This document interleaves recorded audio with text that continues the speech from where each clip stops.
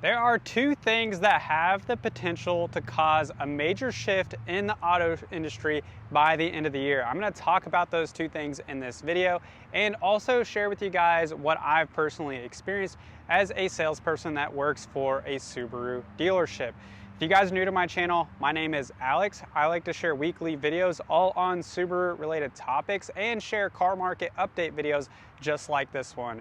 If you enjoy videos like that, please consider clicking the subscribe button down below. And if you guys have any questions, as always, leave those down below. If you guys learn something new and get value out of this video, please consider clicking the like button. That really helps me out a ton and I would really appreciate it. First, let's talk about the car market. And I can specifically talk to that about Subaru because I sell Subarus. We have a fresh batch of new cars that just arrived today. I think we had 9 on the truck. You see some more back there, and over this way too, we have quite a few Foresters. Well, looks can be deceiving. Every single one of these cars, unfortunately, that you see right here are sold. They were either custom ordered by a customer who maybe test drove a used one we had on our lot and built one out that was in the color and the trim they wanted, or we just happened to have one in our pipeline, our allocation that Subaru sends us, and it just lined up with exactly what they wanted, so they secured it typically with a deposit. So all of these cars are sold, and what that tells us is that demand is still very high for these cars. Now, I'm not naive. I know that things can change and likely will change by the end of the year. By how much? I don't know.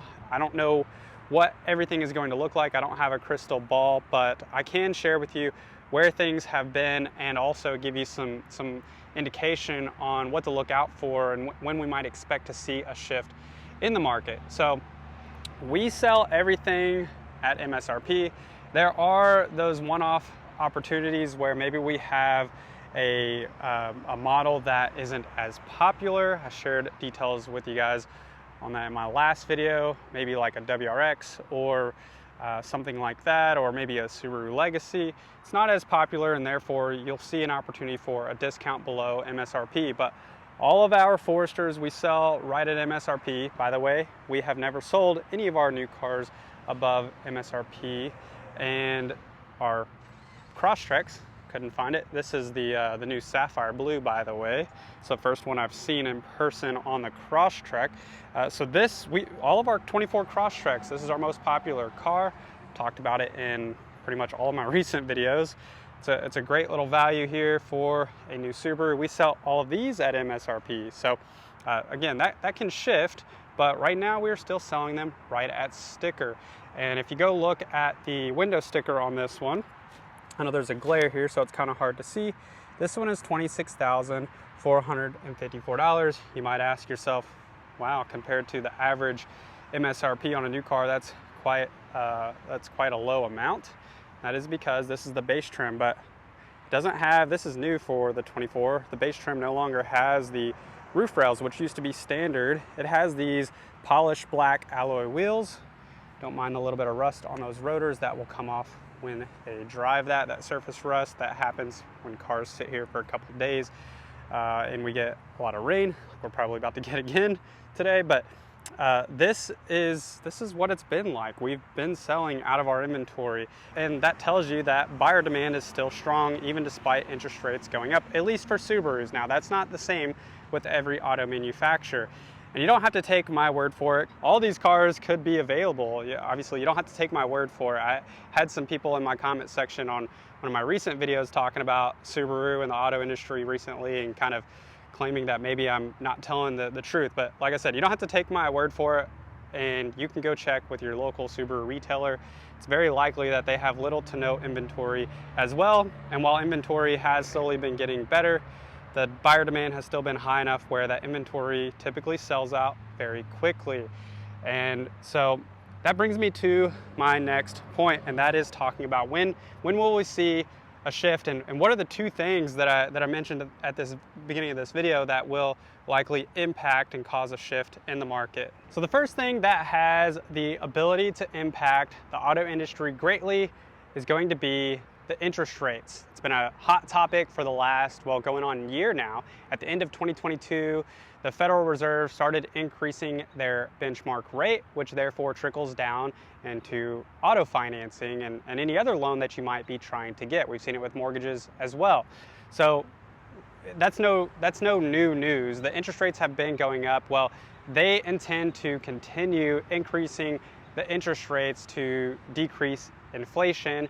And right now, we're still seeing higher inflation than the Federal Reserve's target rate. I believe they're trying to get somewhere in the 2% range, and right now we are still hovering well above that. So because of that, we are likely going to see more interest rate hikes, and with that, you're going to see auto affordability go down a little bit. Now, what I have been seeing is more and more people writing checks to pay in full for their new Subaru, or they're financing for a lower term to try to get a special finance rate, to get a lower rate.